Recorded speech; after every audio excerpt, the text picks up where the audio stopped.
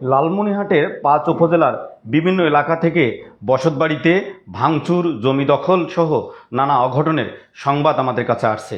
এই সংবাদগুলোর খোঁজখবর নিয়ে জানতে পেরেছি দু একটি ঘটনা রাজনৈতিক কারণে হয়ে থাকলেও অধিকাংশ ঘটনা ঘটছে ব্যক্তি আক্রোশে। আমরা খোঁজখবর নিয়ে জানতে পেরেছি যে এইসব ঘটনার সঙ্গে পারিবারিক দ্বন্দ্বই মূলত প্রধান কারণ।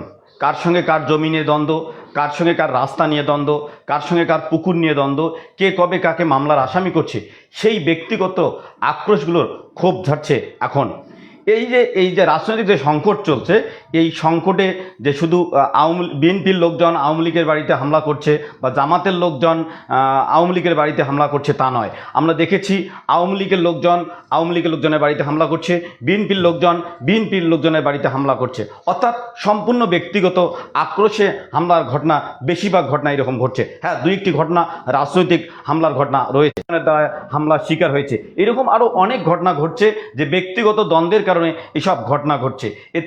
এর কারণ হলো আইনশৃঙ্খলা বাহিনী অনেকটা নীরব, বা থানা থেকে তারা বিভিন্ন পরিবেশ পরিস্থিতির কারণে বের হচ্ছে না। এই সুযোগেই অনেকেই সুযোগের সদ্ব্যবহার করছে।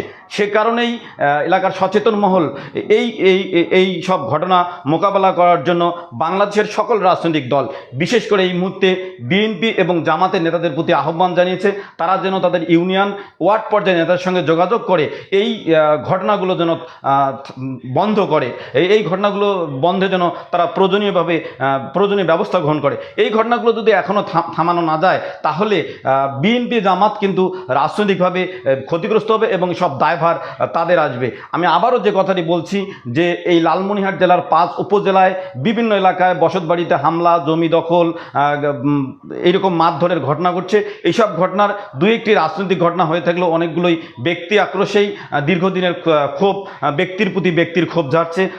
আমরা এমন ঘটনা পেয়েছি আওয়ামী লীগ নেতারা আওয়ামী লীগ নেতাদের বাড়িতে হামলা করছে, বিএনপি নেতারা বিএনপি নেতাদের বাড়িতে হামলা করছে। এতে রাজনৈতিক পরিবেশ নষ্ট হচ্ছে এবং কেউ কেউ ঘোলা পানিতে মাছ শিকার করার চেষ্টা করছে। সে কারণেই এই মুহূর্তে বাংলাদেশ জাতীয়তাবাদী দল বিএনপি এবং জামাত ইসলামের যে নেতারা রয়েছেন লালমনিরহাটে, তাদের প্রতি এলাকার সাধারণ মানুষ অনুরোধ করেছেন তারা যেন উপজেলা, ইউনিয়ন এবং জেলা পর্যায়ের নেতাদের এবং ওয়ার্ড পর্যায়ের নেতাদের সঙ্গে কথা বলে এইসব হামলা বন্ধে প্রয়োজনীয় ব্যবস্থা নেয়। প্রিয় দর্শক, আজকে বিদায় নিচ্ছি। অন্য কোনো দিন অন্য কোনো বিষয় নিয়ে আপনাদের সামনে হাজির হব। ততক্ষণ পর্যন্ত আপনারা ভালো থাকবেন, সুস্থ থাকবেন, সুন্দর থাকবেন। সবাইকে ধন্যবাদ। খোদা হাফেজ।